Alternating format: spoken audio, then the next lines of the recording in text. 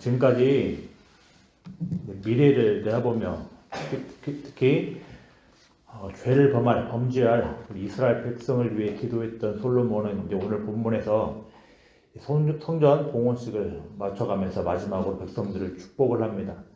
모든 백성들과 함께 희생 제물을 드리며 축제를 합니다. 이제 54절부터 55절에서 오랜 시간 기도를 했던 솔로몬은 이제 제단 앞에서 일어나 이스라엘 백성들을 위하여 축복을 합니다. 먼저 솔로몬은 56절에서 여호와를 이렇게 찬송을 합니다. 찬송의 내용은 다음과 같습니다. 여호와를 찬송할지로다 그가 말씀하신 대로 그의 백성 이스라엘에게 태평을 주셨다고 합니다. 여호와는 하나님은 그 종 모세를 통하여서 말씀하신 모든 좋은 약속을 다 이루셨다라고 찬송을 합니다. 그리고 솔로몬은 이제 여러 내용으로 이제 축복을 해 나갑니다. 먼저 하나님께서 이스라엘과 함께 해달라며 축복 기도합니다. 그리고 두 번째로는 마음에 하나님께를 향하여 하나님의 말씀에 순종하며 살아가도록 축복 기도합니다. 또 이어서 여호와 앞에 간구한 말씀들이 항상 하나님 여호와께 가까이 있기를 축복 기도합니다. 또 그리고 솔로몬의 일과 이스라엘 백성의 일을 하나님께서 돌봐주시도록 축복 기도합니다. 이렇게 여호와를 찬송을 하고서 솔로몬이 여러 내용으로 축복을 하는 겁니다. 마지막으로 솔로몬이 이런 축복들을 통하여서 이 세상 만민에게 여호와 하나님만이 유일한 하나님으로 드러나길 원한다고 이렇게 합니다. 이상과 같은 솔로몬의 마지막 축복 기도를 통해서 우리가 배울 수 있는 사실들이 있습니다. 축복의 근거는 하나님께서 자신의 백성들에게 약속하셨던 대로 태평, 다른 말로 이야기하면 안식을 주셨다는 사실에 근거한다라는 겁니다. 하나님은 자신의 백성에게 안식을 주시겠다라는 약속을 신실하게 지키셨습니다. 출애굽을 하고서 자신의 백성들을 출애굽시키시고서 그 백성들을 향하여서 안식을 주시겠다고 거듭거듭 약속을 하셨습니다. 그 약속을 신실하게 지키신 겁니다. 약속의 땅에서의 성전 건축은 이 약속, 안식을 주시겠다는 하나님의 약속 말씀의 성취인 셈인 겁니다. 그래서 이 사실들에 근거하여서 하나님의 백성은 서로를 향하여서 혹은 다른 이들을 위하여서 축복 기도할 수 있는 겁니다. 솔로몬은 성전 봉헌 과정을 통하여서 출애굽으로 자신의 백성들을 구원하셨던 구원의 하나님께 주목을 하고 있습니다. 그리고서 하나님께서 이 구원의 목적을 따라 자신의 백성들에게 안식과 평화를 주셨다라는 사실에 주목을 하고 있습니다. 자신의 백성을 구원하시고 안식을 주신 하나님은 우리가 누군가를 축복하는 내용 그대로 이루실 수 있는 분이십니다. 솔로몬은 이 하나님의 존재, 이 하나님의 말씀 위에서 확신을 가지고 백성을 축복을 하고 있는 겁니다.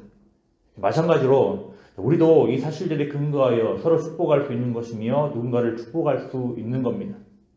진정한 복은 하나님께로부터 오는 겁니다. 그리하기에 축복 기도를 할 수 있는 겁니다. 주의 백성들은 이 하나님의 복, 구원과 안식을 누리는 자들입니다. 그러니 우리는 확신 가운데 축복하는 자들입니다. 솔로몬만이 아니라 우리 또한 축복하는 존재라는 겁니다.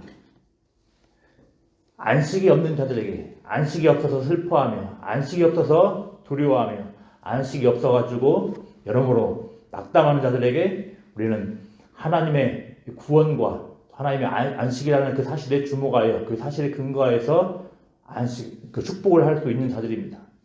이런 하나님의 구원의 복과 이 안식의 복을 누리고 있다는 그 사실에 기초하여서 서로를 향하여서 또 누군가를 향하여서 축복하는 복된 은혜가 있기를 기도합니다.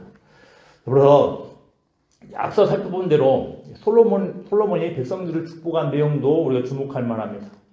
솔로몬은 자신의 백성들에게 이렇게 축복 기도했습니다.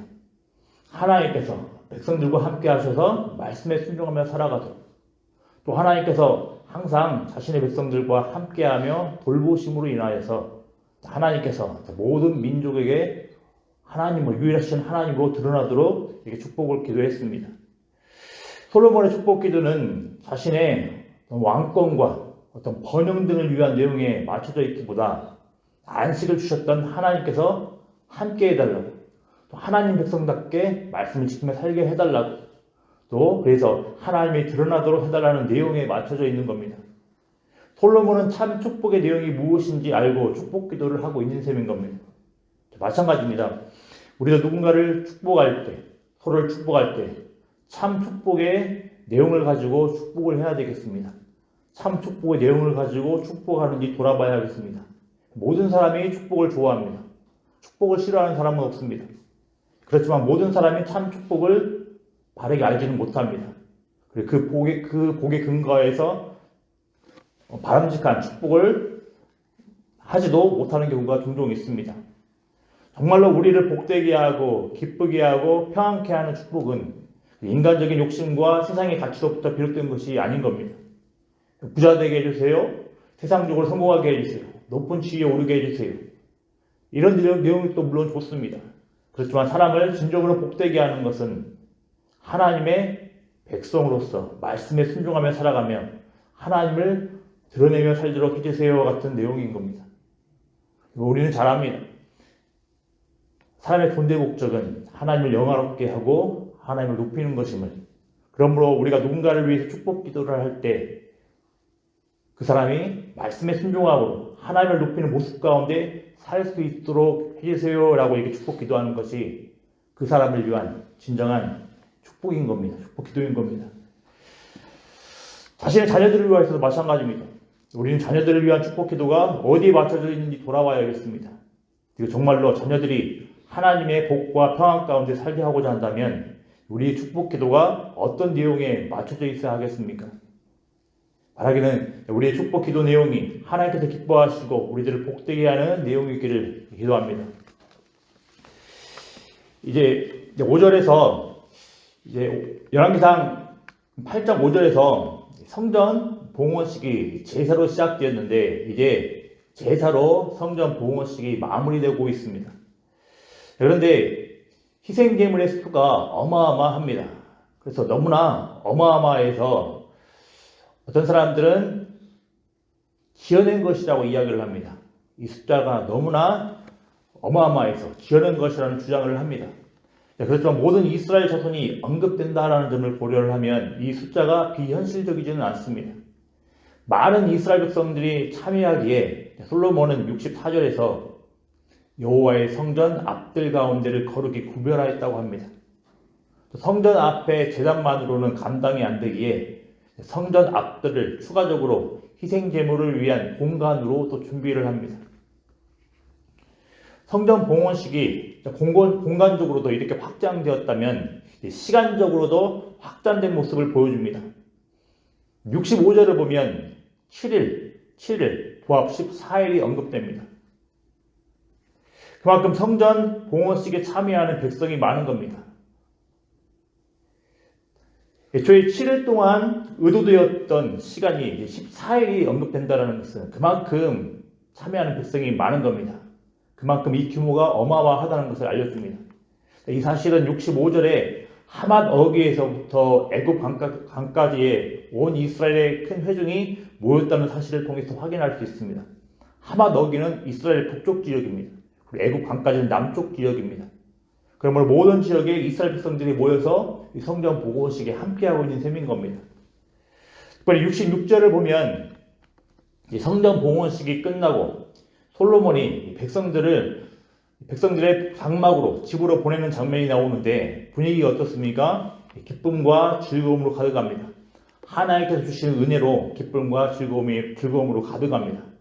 왜 이겠습니까? 65절에 다시 언급된 절기를 한번 우리가 다시 살펴봐야 되겠습니다. 65절에 언급된 절기는 우리가 앞에서 이미 살펴본 대로 초막절입니다. 이 초막절은 안식을 주신 하나님의 은혜에 감사하는 절기입니다. 앞서 성전 봉헌식이 의도적으로 초막실에 맞춰져 진행되었다고 우리는 살펴봤습니다. 초막절은 방황하고 방랑하던 자들에게 하나님께서 안식을 주셨으며 감사하며 드리는 절기가 이 초막절입니다. 그래서 더 이상 외부의 위협이 없는 태평스러운 상황인 겁니다. 그리고 이 성전은 이 안식이 임했음을 보여주는 확실한 증표입니다. 출애굽의 구원이 바라는 안식을 누리고 있는 상황인 겁니다. 그러니 기쁨과 즐거움의 분위기로 가득한 겁니다. 참 안식을 주시는, 참 안식 되신 하나님께서 자신의 백성들 가운데 그 성막으로 임재하여 계십니다. 그러니 더 이상 그 어떤 위협도 없는, 그 어떤 두려움도 없는 안식을 누리고 있는 상황인 겁니다. 그래서 하나님의 백성들은 이 하나님의 은혜에 기초하여서 기쁨과 즐거움의 분위기로 가득한 겁니다. 우리도 마찬가지입니다. 이제 구약에 있는 출애굽의 구원을 예수 그리스도로 인해 구원으로 연결합니다. 예수 그리스도로 인해 구원받은 성전된 교회는 예수 안에서 안식을 누리는 자들입니다.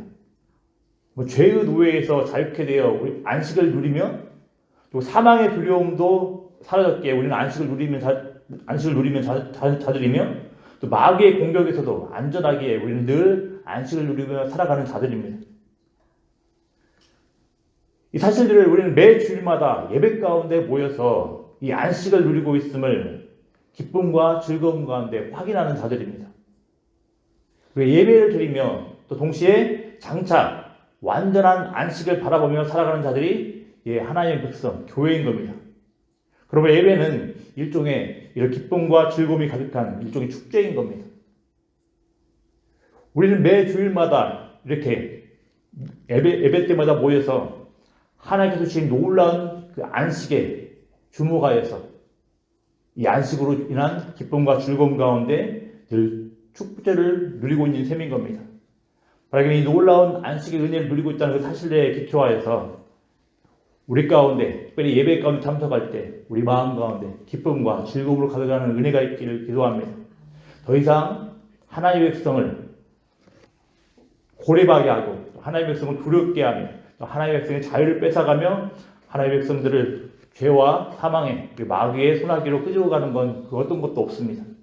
온전한 안식을 누리고 있는 자들이 주의 백성입니다. 이 사실로 인하여서 하나님께 영광 올려드리는 복된 은혜가 있기를 기도합니다. 네, 기도하겠습니다. 아버지 하나님 감사합니다. 하나님 예수 그리스도의 그 놀라운 구원의 은혜로 인하여서 주의 백성으로서 참다운 안식을 누리게 하심에 감사를 드립니다. 하나님, 하나님께서 더 이상 이 세상에서 방랑하는 자가 아니라, 방황하는 자가 아니라, 두려워하는 자가 아니라 참 안식을 주셨음에도 우리의 모습을 바라보건대 두려움과 여러 가지 답답함과 낙심함이 가득함을 보게 됩니다. 하나님, 예수 그리스도를 바라볼 수 있도록 은혜 더하여 주시길 소망합니다. 아버지 하나님, 예수 그리스도로 인하여서 우리 가운데 참 안식으로 함께 하시는 하나님의 은혜를 바라볼 수 있도록 은혜 더하여 주시길 소망합니다. 그래서 아버지 하나님, 이 세상 가운데에서 주님 온전히 이 안식 없는 이 세상 가운데에서 참으로 우리의 모습을 통하여서 우리 찬송을 통하여서 우리 예배를 통하여서 하나님께만 온전히 안식이 있음을 온전히 드러날 수 있는 복된 모습이 있을 수 있도록 하나님 도와주시옵소서. 감사드리며 예수님의 이름으로 기도드리옵나이다. 아멘.